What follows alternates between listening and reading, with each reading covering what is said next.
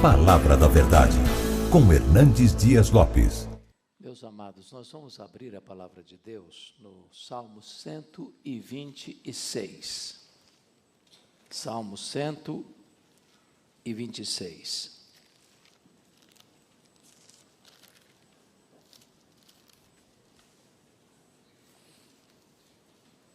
É sabido de todos vocês que o livro de Salmos é o maior livro da Bíblia.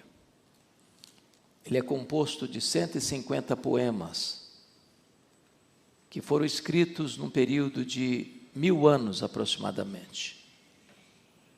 Nós temos o Salmo 90, escrito por Moisés, 1500 anos de Cristo.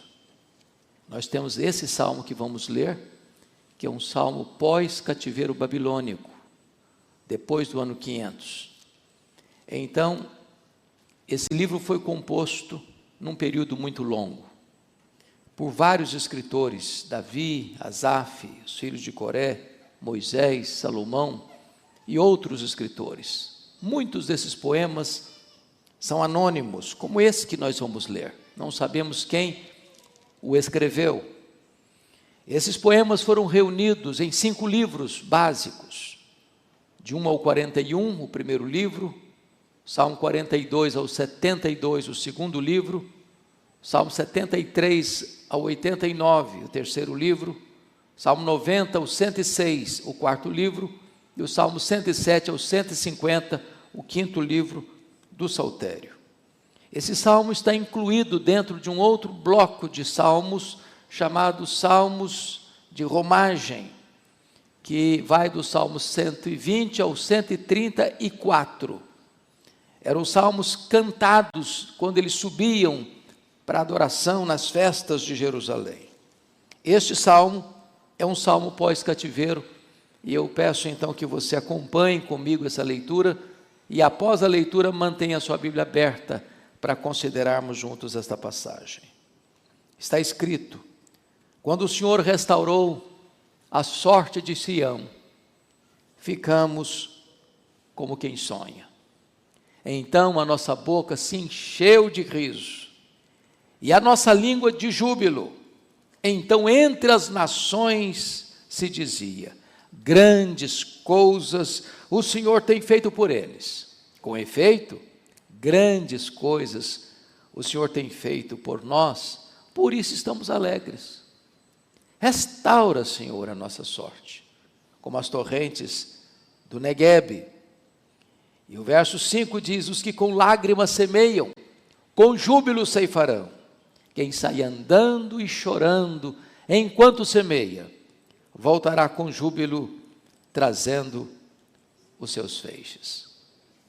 Esse salmo apresenta a vida em 3D, apresenta a vida de forma tridimensional. Esse salmo está dividido claramente em 3 aspectos. Os versos 1 a 3, olhando para o passado, todos os verbos estão no passado. O verso 4, olha para o presente, o verbo está no presente. E os versos 5 e 6 apontam para o futuro, os verbos estão no futuro. Então o salmista está aqui olhando para a vida numa espécie de balanço, de avaliação, em 3 dimensões: passado, o presente e o futuro. Nesta noite, que é véspera de um novo ano, é salutar e oportuno também nós olharmos essas 3 dimensões da vida, olharmos para trás pelas lentes do retrovisor, pousarmos no presente para diagnosticarmos como estamos e alçarmos voos rumo ao futuro, para entendermos quais são os projetos e compromissos que devemos assumir com Deus, recebendo ao mesmo tempo as seguras e abençoadas promessas de Deus. Então, eu gostaria que nós olhássemos o primeiro ponto, olhando para trás, olhando para as lentes do retrovisor, observando as maravilhas que Deus fez na nossa história. E o texto começa dizendo: quando o Senhor restaurou a sorte de Sião, ficamos como quem sonha. Eles estão contando aqui o período em que ficaram numa escravidão amarga durante 70 anos na Babilônia. Nesse tempo, eles enfrentaram muitas lutas. O povo que foi arrancado de Jerusalém e de Israel pela invasão da Babilônia, esse povo perdeu a sua pátria, perdeu o seu chão, perdeu a sua liberdade, perdeu suas terras, suas casas, seus bens, perdeu o templo, as festas, o culto, a adoração. E eles enfrentaram, antes de serem arrancados da sua terra, o drama do cerco, o drama da fome, o drama da espada assassina, o drama do opróbrio, da vergonha e, sobretudo, o drama da escravidão. E ao chegarem na Babilônia, conforme relata o Salmo 87, eles estão às margens dos rios da Babilônia, assentados, chorando, lembrando de Sião, com as suas harpas dependuradas, vivendo ali a crise da desinstalação, estando onde não gostariam de estar. Estão vivendo a crise da apatia coletiva. Eles estão assentados, sem qualquer projeto, sem qualquer ação, sem qualquer sonho, sem qualquer perspectiva. Eles estão vivendo a crise da melancolia, estão chorando. Não há cântico, não há hino, não há celebração. Suas harpas estão dependuradas. As lágrimas quentes são o seu alimento. Estão vivendo a crise da nostalgia, lembrando de Sião. Estão olhando para trás, sem qualquer projeto para o presente, vivendo até mesmo a crise de uma mágoa incurável. Quando eles olhavam para o futuro, a única coisa que eles pensavam era num sentimento de vingança. Mas, apesar dessa escravidão tão dolorosa, diz a Bíblia que a escravidão tinha tempo para começar e para terminar. Era 70 anos e nem um dia mais. Então diz a Escritura que Deus quebra o orgulho, olhando e celebrando esta grande vitória, esta grande libertação, este grande mover de Deus na direção da libertação do povo. E aqui, meus irmãos, vamos parar um pouquinho para pensar na nossa história. Você e eu que viemos aqui hoje, quando olhamos para trás, reconhecemos também que nós éramos escravos. Escravos do mundo, escravos da carne, escravos do diabo. E o Senhor Deus, por sua bondade e graça, nos arrancou de uma escravidão, tirando-nos da potestade de Satanás para Deus, do império das trevas para o reino da luz, da casa do valente para fazermos parte da família de Deus. Estávamos perdidos e fomos achados. Estávamos mortos e revivemos.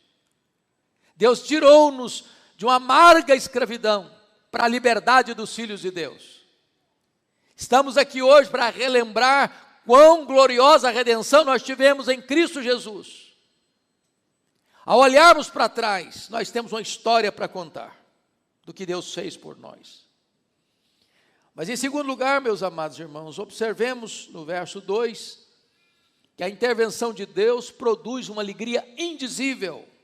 Está escrito: então a nossa boca se encheu de riso, e a nossa língua de júbilo.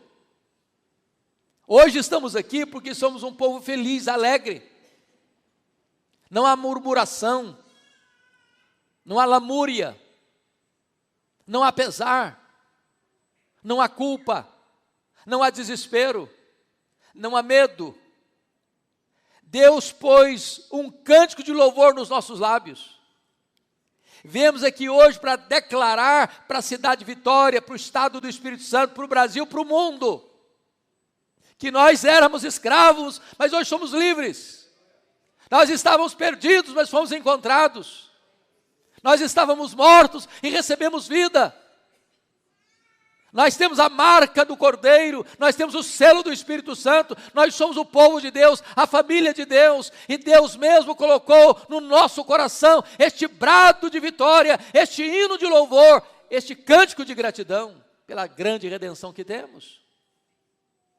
Mas em terceiro lugar, a intervenção de Deus na nossa vida produz um profundo impacto na vida das outras pessoas, porque o verso 2, na parte B, está escrito: então entre as nações se dizia, grandes coisas o Senhor tem feito por eles. Oh, amados irmãos, que coisa maravilhosa é quando alguém que conheceu o nosso passado e agora conhece o nosso presente e é testemunha do milagre que ocorreu na nossa vida.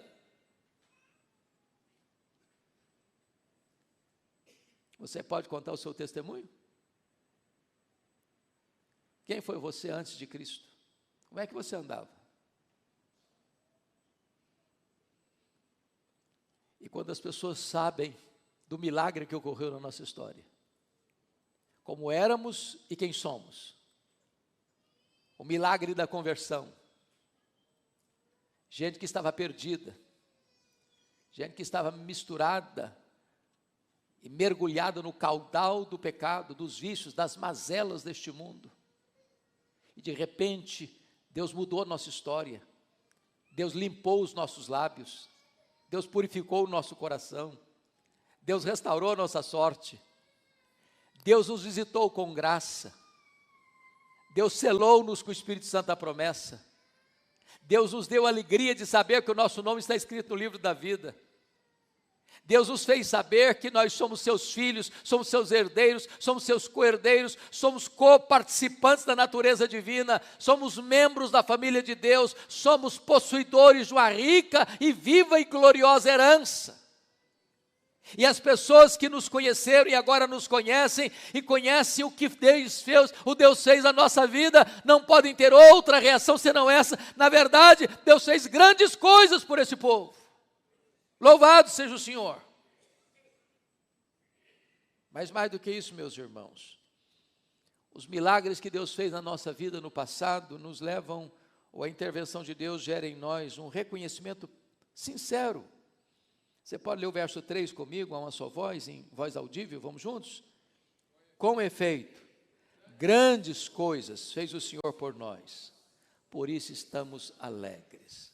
Pastor Jailton rememorou de forma sucinta o ano de 2023, das bênçãos que Deus concedeu a esta igreja, das conquistas, das vitórias, das igrejas plantadas, da cooperação e implantação de outras igrejas, do sustento missionário, do crescimento numérico, da reforma deste templo, e de quantas pessoas foram alcançadas pelo braço desta igreja, pela voz desta igreja. Meus amados irmãos, o sentimento que tem que existir no nosso coração, nesta última noite, no apagar das luzes deste ano, tem que ser este sentimento de profunda gratidão. Com efeito, grandes coisas fez o Senhor por nós. Você tem alguma dúvida disso? Do que Deus fez na sua vida, do que Deus faz na sua vida? O simples fato de você e eu termos saído de casa, estarmos aqui, é uma evidência eloquente do cuidado de Deus, da bênção de Deus. Como o pastor disse agora há pouco, quantas pessoas que gostariam de estar aqui hoje, neste culto, e não podem, por limitações muitas. Deus está preservando a sua vida, porque nele vivemos, nos movemos e existimos, Ele que nos dá vida, respiração e tudo mais. Que privilégio você tem, quando tantos nesta hora estão nos antros do pecado, estão mergulhados no caudal do erro, E você, pela graça de Deus, está na casa de Deus, cantando louvor a Deus, lembrando das manifestações poderosas de Deus, da grande salvação de Deus, do grande livramento de Deus, e você precisa ter nos seus lábios um cântico de louvor, uma grande alegria inundando a sua alma. Com efeito, grandes coisas fez o Senhor por nós, por isso estamos alegres, alegres. Mas, meus amados, observem comigo, que esse texto então vai para a segunda divisão dele, que agora, depois de olhar para trás, ele pousa no presente, no verso 4, para fazer uma oração. Agora os verbos não estão mais no passado, está no presente. Eu peço a você que leia comigo em voz alta o verso 4. Vamos juntos? Restaura, Senhor, a nossa sorte, como as torrentes do Negueb.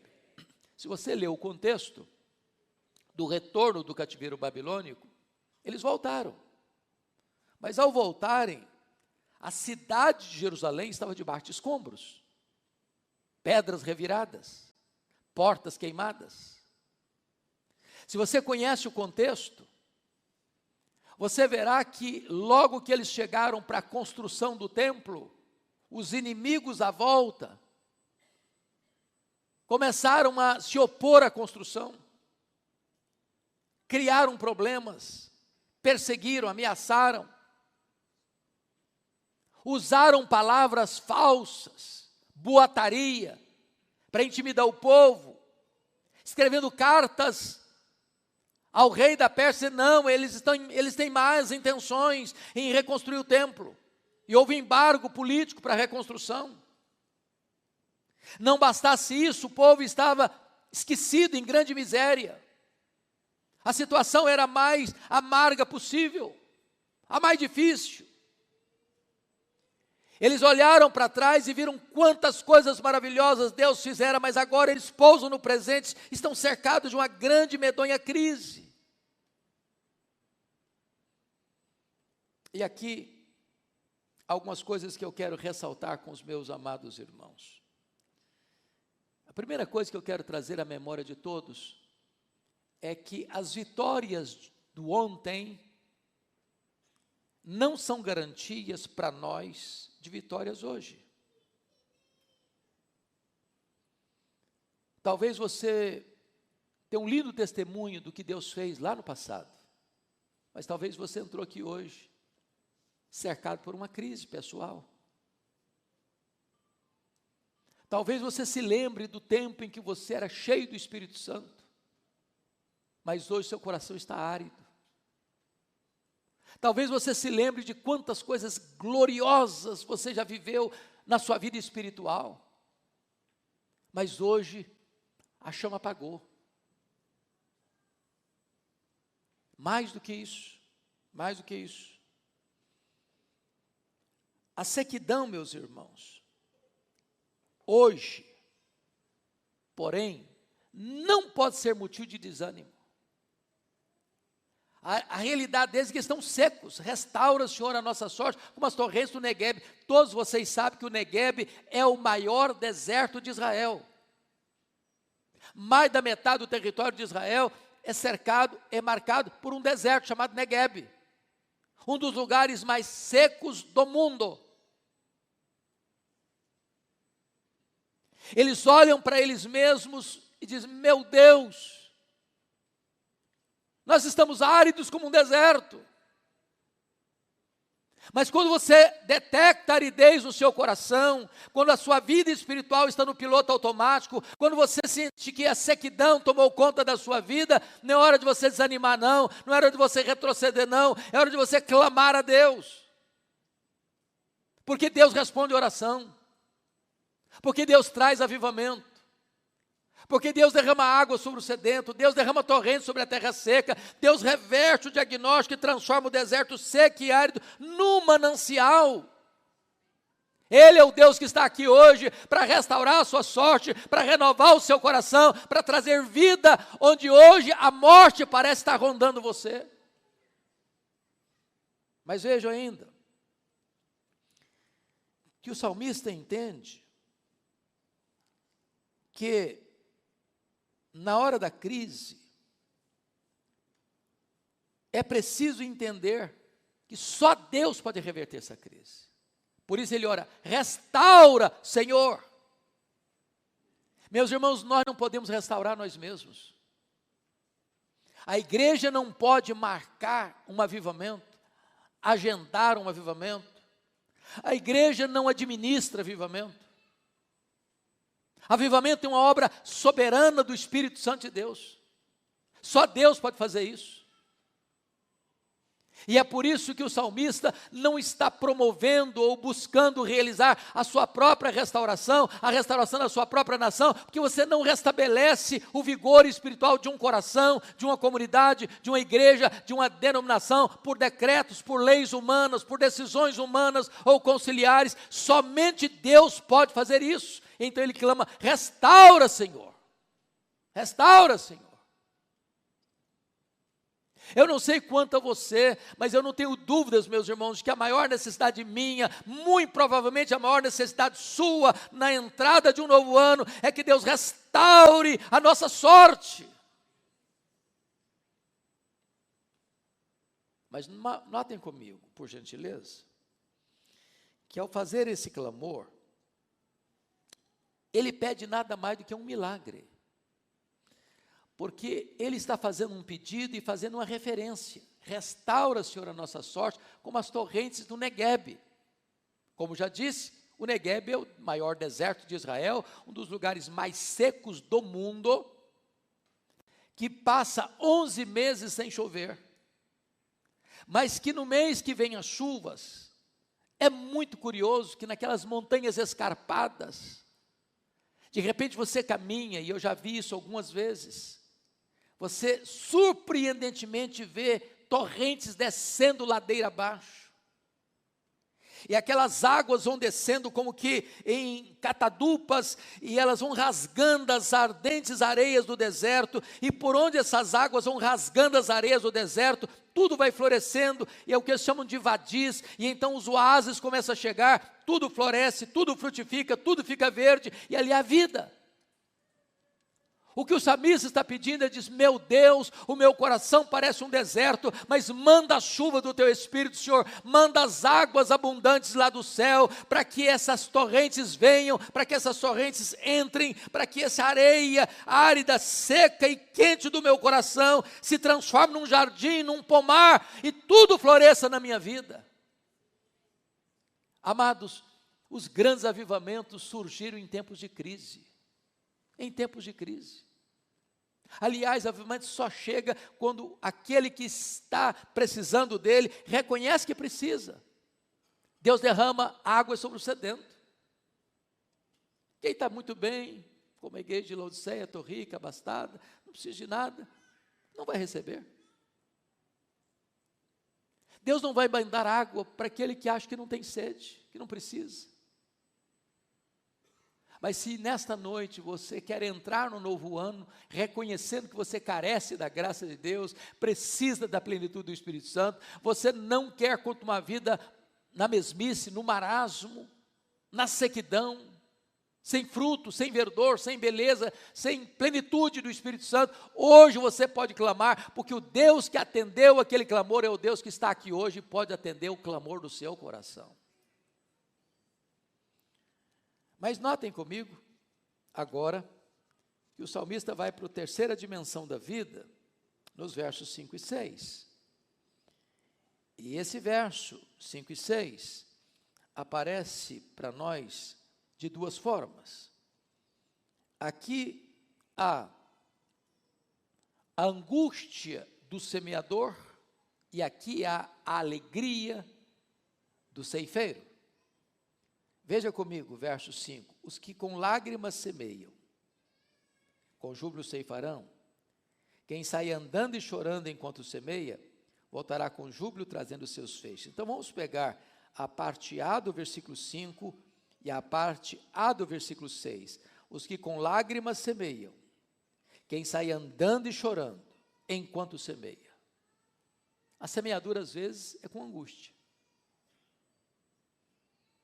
Porque o semeador, ele não administra o tempo.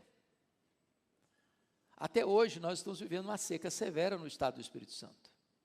Eu estive no norte do estado agora, é uma região que depende basicamente da cultura, da cafeicultura, e meses de novembro e dezembro, a seca foi severa, temperaturas altíssimas, mesmo com a chuva, se estima que vai se perder 30% do produto, e o temor é que se não chovesse, perderia 100% do produto, e perderia também o vigor da lavoura para a próxima colheita, do ano de 2024, 25.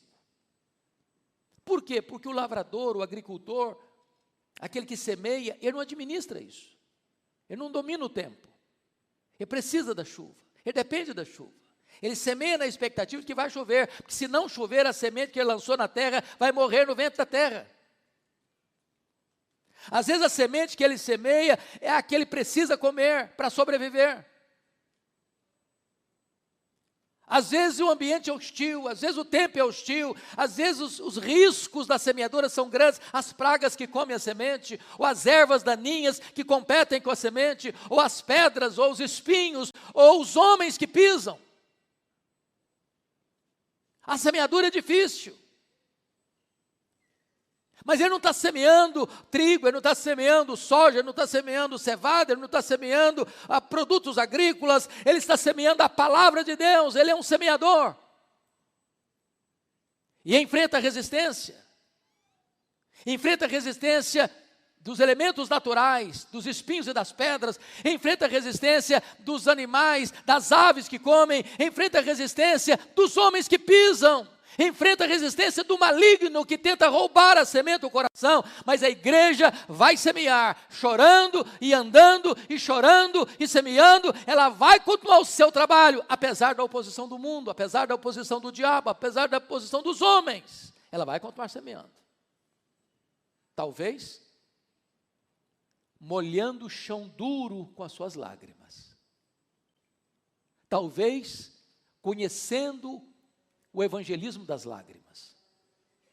Aliás, talvez um dos nossos problemas é que nós semeamos com os olhos enxutos demais. Me faz lembrar, pastor Jailton, de William Buff, o homem que fundou o Exército da Salvação. Ele mandou alguns missionários para o campo, e alguns dos missionários escreveram para ele: pode nos tirar daqui. O ambiente é hostil, a região é inóspita, a reação do povo é zero, e não temos logrado nenhum êxito nesse campo. Vamos para um outro campo que aqui não funciona. Já experimentamos todos os métodos, nenhum método funcionou. William Buff escreve de volta para eles assim: se vocês já experimentaram todos os métodos, experimentem agora, então, chorar. Experimentem chorar.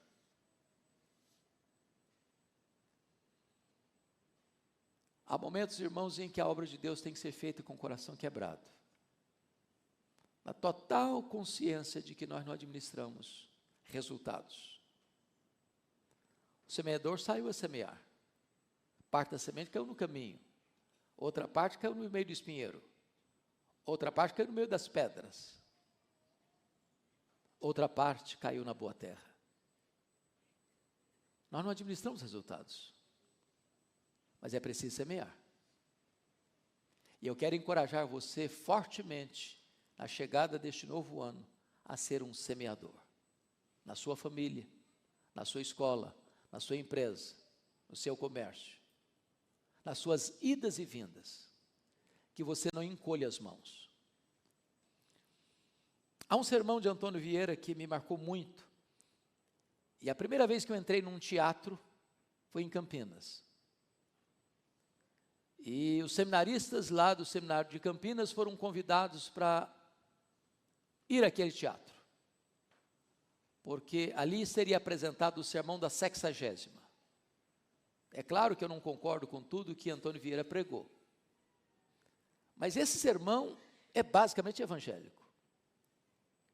Se você um dia tiver a oportunidade de ler, vale a pena.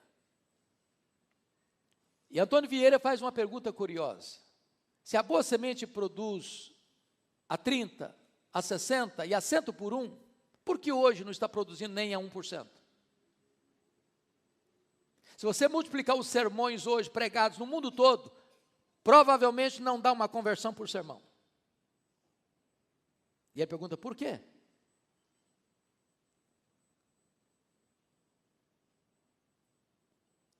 Ele diz, o problema não está com a semente é a mesma, é a palavra de Deus.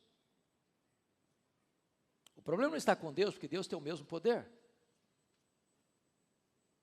O problema não está no solo, porque o solo sempre foi solo, com as suas hostilidades.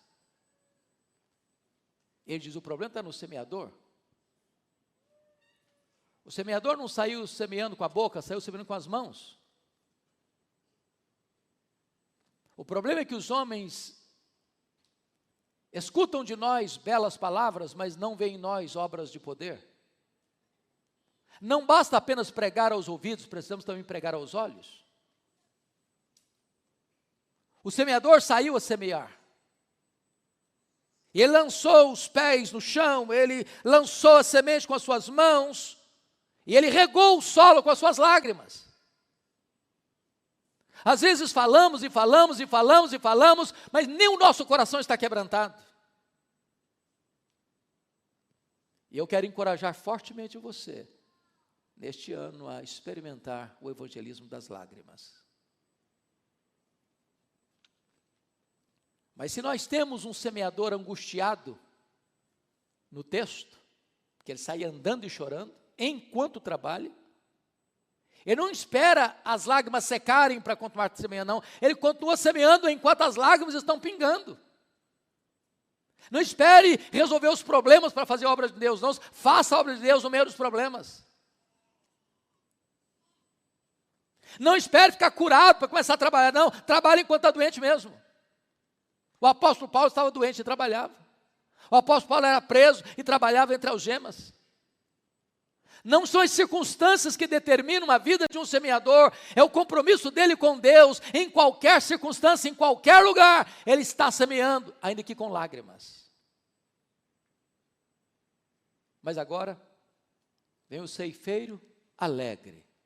Confira comigo, por favor, os versos 5 e 6, agora a parte B. Vamos ler a parte B do versículo 5.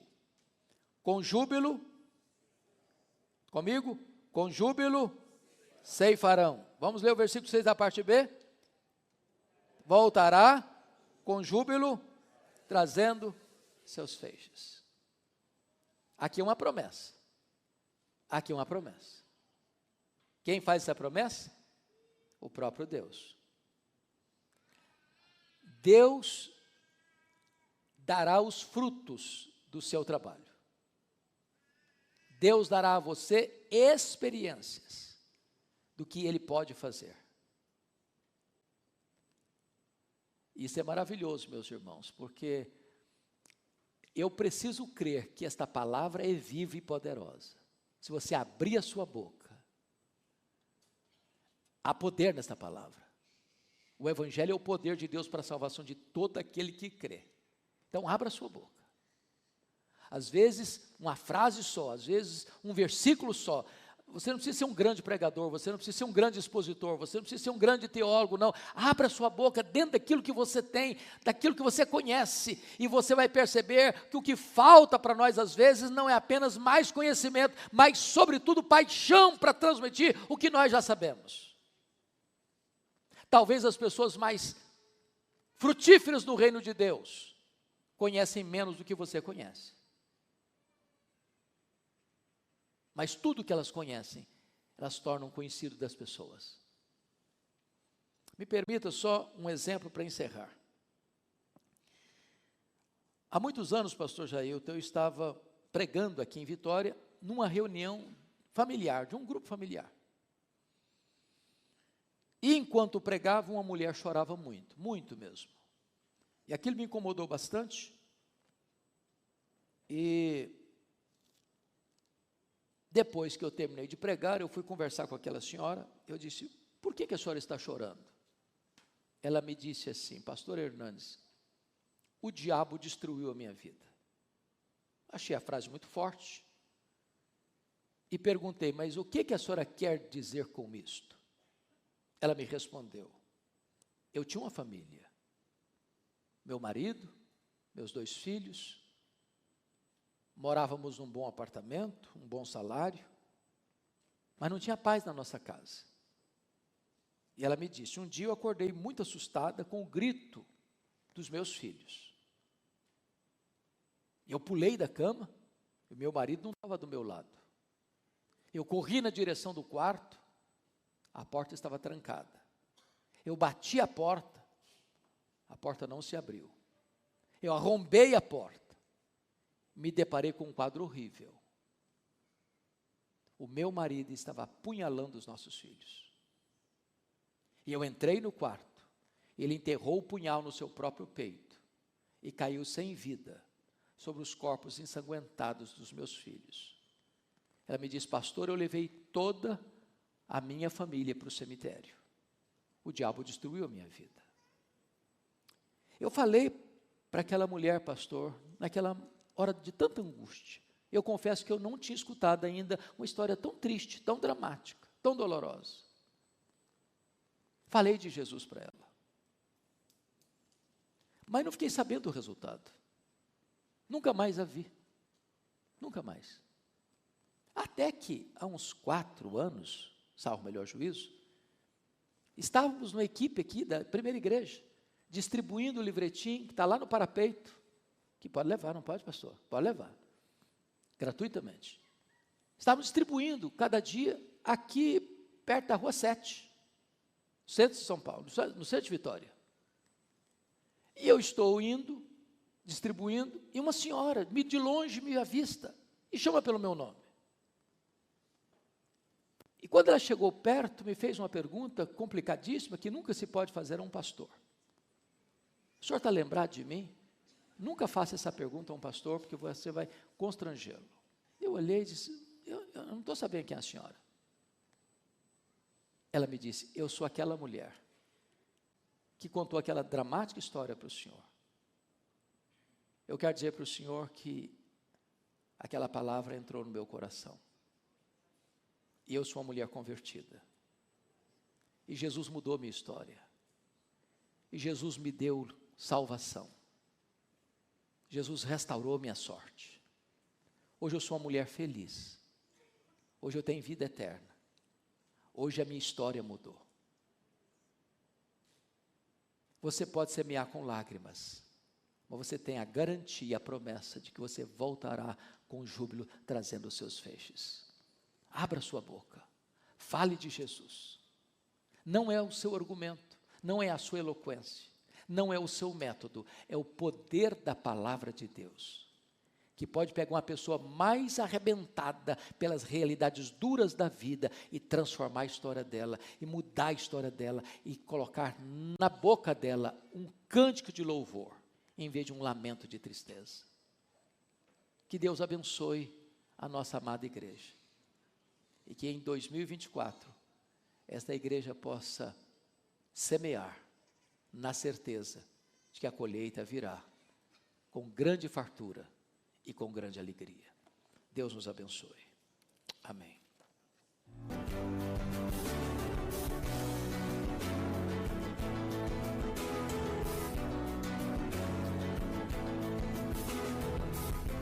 Palavra da Verdade, com Hernandes Dias Lopes.